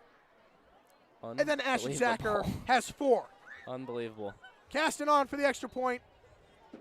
I have to say it, so it's good, but I don't think anyone was doubting that. 62-0. We mentioned the only thing ahead of this game that the defense could maybe look to do to improve. It's really technically not improving if you think about it, but just try and get another goose egg. See if they can get another shutout win, and they're heading towards that with just 5:01 remaining. It looks like there's a really real possibility of that happening. 5:01 remaining, like you said, Parker, 63-0 Jaguars. And let's go over this. Ashton Zacher has 4 touchdowns. Trey Guerra and Matthew Flores each have 3. Then Santino Varvel has 1 as well. Jeffrey Holzell has 1 as well. What else does this team need to do? I mean, I think the answer really is nothing. I think maybe what I could say for that instead is do this against a higher level opponent. Not win 63-0 because these teams they're going to face these next 2 weeks are very good. But I think that can you play similarly so at least it translates to you winning these games maybe in a more dominant fashion than some would expect. And the other touchdown that we forgot to mention was Damari Colbert's 73-yard reception from Ashton Zacher. The Jaguars have now won 4 in a row. 5 out of their last 6. Parker, this team is heating up. They're on fire, and this is where they need to be going against their 2 toughest opponents to end the season. Yeah, I mean, they're on a roll. And we always talk about with football and really all sports, just the timeliness of playing your best football at the right time. That is exactly what this team is doing. And I think that this is just a warm-up game for next week where they're going to look to have to do something similar if they're going to be able to come out on the right end of things with a win here in front of this home crowd again. Once again, you saw Independence bunch up the middle, trying to game plan for an onside kick. The clock is running. We are now at around 4:40 remaining in the game. Caston looking to send it deep one more time. I could be wrong. This man has a leg of steel, people, and he sends this one deep. I don't know how his leg can still do it. Kitania fields it around the 16-yard line, trying to get to the far sideline, cutting back in. He's going to be dragged down around the 27-yard line. And here comes the Independence offense for what could be the last time tonight. Yeah, it very well could be. And I think that all things indicate that it, in all likelihood, will be their last drive, especially offensively. And maybe not even that, but just for the team out here, as we will most likely see a 3-and-out force because, like I said, this defense, while some new faces are going to be thrown out there, they have so much depth. They play at such a high level. They don't care what the score is. The way they view this game is it's still 0-0 because that's how they play. Under 4 minutes remaining, Williams alongside Wright in the backfield on first down. Handoff is going to go to Williams. He's got room along the outside. He's got a first down, and he's going to be brought down after a gain of about 13. Big gain there. Biggest of the game so far for the Patriots, as that is a 10-plus yarder, something that they just have not had tonight. Offensively, the success rate has been extremely low. A lot of 3-and-outs. They've had some turnovers, but finally able to get a first there. Quickly approaching 3 minutes remaining in this game. First down and 10 at their own 40-yard line. Wright takes the snap. Handoff goes back to Williams. He's going to be brought down for a loss. Gets him down for loss of maybe a couple inches, if not just for a net gain of 0 there. Looks like another generous spot because Williams, he went down behind the line of scrimmage. But we are now under 2:45 remaining in this game. It's going to be second down and 10. Defense looking to make a play. Doesn't matter who Coach Garrett sends out onto the field. They're all hungry. They all want to be the guy that wraps up that player and brings him down to the turf. Fake handoff from Wright. He's going to try to run himself, and that's a huge tackle for loss by the Jaguars. Nothing doing for him there, as there was immediate penetration by the Jaguars defensive line that meets him for a loss of 3. That's a loss of 3. Like you said, Parker, it is now third down and long. And you see, ever since that pick 6 from Jeffrey Holzell, the pass game has been really non-existent. He's maybe thrown a pitch or two, maybe one pass, but since then, there has been only run plays from the Patriots offense. Hands this one off to Williams, and he's going to gain about 3 and get near the original line of scrimmage. But we have 2 players going out on the far sideline. Looks like it was Isaiah Thimbrace of Canyon View, and then the player for the Patriots appeared to be one of their wide receivers or running backs. And it looks like he got a little extracurricular after the play, and it looks like the Patriot was number 33, Williams. Offense staying out there on the field this time again. This time looks like they are going to have a legitimate play this time around. Fourth down 10. Flag is thrown. False start on Independence. That is going to move them back, and that clock is going to keep running because of it. And really, that's going to allow this game to potentially end on this play. Nope, they got to run one more play, Parker. Well, they'll run it, but I think that after this, that clock is going to be all but 0 when this offense even has a chance to get the ball back.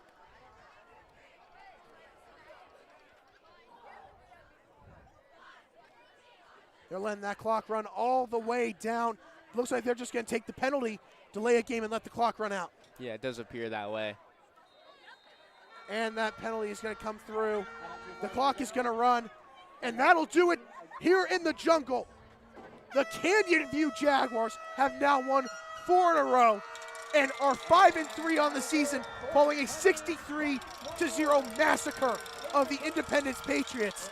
For the second straight year to open up their program, they are guaranteed at least a 500 season.